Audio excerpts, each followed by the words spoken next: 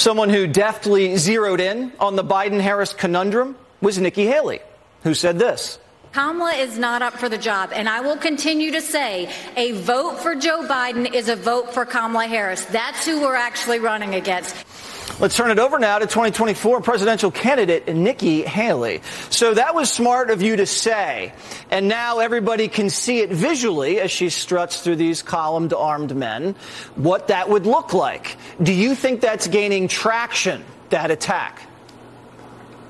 Well, I think, first of all, I was speaking a hard truth that we all know Joe Biden thinks that he's going to run and win this election, and then he's going to hand it off to a President Kamala Harris, which should scare all of us. But look at the ASEAN summit that you're talking about, Jesse. That's a group of 10 countries.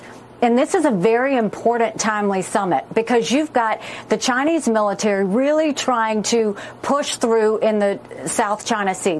A lot of our trade goes through there. A lot of the world's trade goes through there. And some of those countries don't want China doing that, like the Philippines and Malaysia. So this is where China's going to browbeat those countries. And this is where America is supposed to go and be strong against China and have the backs of those countries trying to fight back. Do you honestly think Kamala Harris is going to go do that?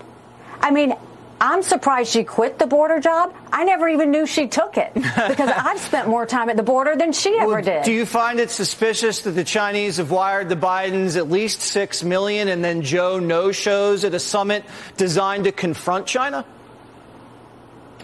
I think there's a couple of things. One, I think that there's a lot there that has to be uncovered on how much money they made from who, from what, and what was promised. But more than that, I think Biden didn't know any better. I don't think he knew what an important summit this was. I don't think he knew that we needed to go back and say anything to China. I think he's so busy trying to appease China and run from China that he thought he'd send Kamala because at least she'd laugh with them. This is no laughing matter. So this is literally our national security. The Biden campaign just released a statement attacking you.